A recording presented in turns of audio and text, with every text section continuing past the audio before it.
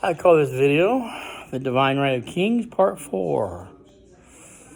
Well, there might be another around out there somewhere. It was like a preliminary video, but I don't think I ever included it in the series. Anyway, Divine Right of Kings. We're going to set this. I want to be heard. I ain't too far away from the mic. Yeah. Divine Right of Kings, Part 4. A lot of people don't understand what that means. It means they were born into a position of power because God controls all things, and that gives them the right, especially if they fought a battle and they won. God gave them victory in battle. That's where the term Divine Right of Kings comes from. Plus, it also means you're the right bloodline. I'm not sure what the difference really is between Pomeranian and Germanian royalty, or how they are different from Great Britain, but basically it's the same thing. The royal heads of Europe, they've all gone by that definition, having the right to be where they are and to rule and sit on the throne.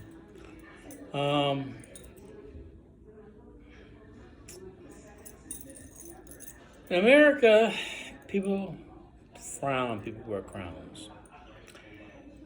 They think that, well, if you're like King George, he wore a crown, you must be like him. You must be evil. No, just because a person has a crown on their head does not mean they're the next Pol Pot or Adolf Hitler. That's not what the crown is for. That's not what the throne is for. It is a feudal system created to instill order in society. That's what a principality or a king does. Same goes for a queen or a princess who has responsibilities. It is a position of responsibility for, as well, as far as myself concerned, you don't see me sitting on the throne of our country, do you? No. I am the emperor of a micronation. All different groups gathered together where there are powers beneath me with the title of prince and imperator or king impaled upon each other. I'm the font of honors. I created them. And that is the privilege and honor due to a high principality or a king. And that means if they're the font of honors, they get the source as the founder to create the rules of society for as long as the keys beneath him, the people he depends on, will help enforce that or support it. And in a lodge, which is a micronational lodge based on a feudal system, there's not much difference. Except instead of what you call laws, we have bylaws and rules. It's not like I rule a country, you understand, a bunch of nations, which I am heir to, by the way, over in Western Russia. Not that I'm Russian. I'm referring to the fact that Russia took over a Germanic territory. It's got the history still looming out there in the name of the northern country, Murmansk. It means Northman, which is not Russian but Germanic. But I'm getting off track here. Stay on track. What I'm referring to is the fact that I'm not digging in the head. I know I don't rule that place.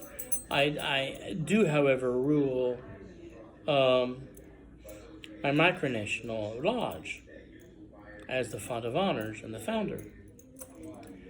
A lot of people think it's strange, and a lot of people think that you shouldn't even for that reason wear a crown. It's evil. Why is it evil? It's somehow they get sins into their consciousness that kings and queens are bad people. They're not. Their regime is evil. No, it's not. The original ruler of Iran, who got changed, I think it's King Reza, is not evil. Not an evil person. I was never against him. I might have misspoke. Or in one of my other videos, that the ruler of Iran was the false ruler. All he was the president or the premier of Iran. But he thought he was the king, and he wasn't. And I believe he got bombed by the U.S. Air Force. The military got him. Bombed a lot of people, killed the religious leader. These people really bothered me. Really gets me upset because they don't care about the rights of individual citizens of their country. Now, I am not really a ruler of a country or a great empire, although I do have royal blood on both sides of my family, which qualifies me to put on heirs to a bit, to a small extent, who isn't proud of their ancestry, that's what I'm saying. But, yeah, there's a difference between running a micronational lodge, it's a club, and a real country.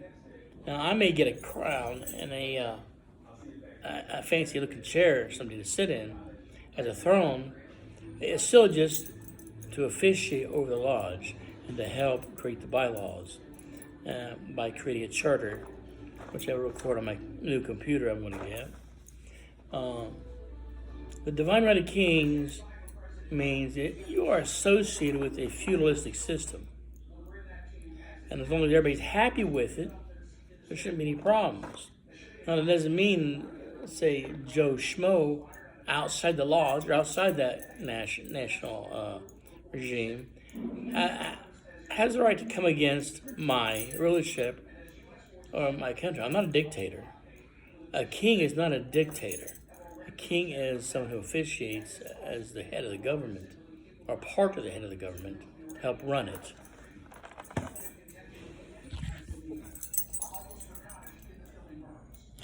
Yeah, I'm sorry. I ran out of battery juice there. It got really low. I'm going to have to go. But I hope I made my point. There's a difference between a lodge and a nation. A micronation, and really is what it is a club. You may have heard of the microcon meetings there, but you can Google it and find on or look up on YouTube, just under micronations. But I'm sitting here trying to explain to you the difference between running a micronation and the difference between that and like a countries out there, like in the United Nations. There's a difference, okay? And there's nothing wrong with wearing a crown. It's just somebody's opinion. And opinions like belly buttons, everybody's got one. So don't worry about it. Don't let it bother you. Don't let it stop you if you want to create your own society, your own club someday. That's all we're doing here. And you have to have credentials, of course, or somebody to support your ideas, as well as a group of principles that you have in order to create the charter. And saying that, I think I've covered most of the ground on that. And I might continue this series later on. Depends on what I'm busy with. That's all I have to say about it for now. So, have a good day. Have a good life. Chat at you later. This has been Lord Paul Douglas Fraley on The Divine Right of Kings, Part 4. Over and out, folks.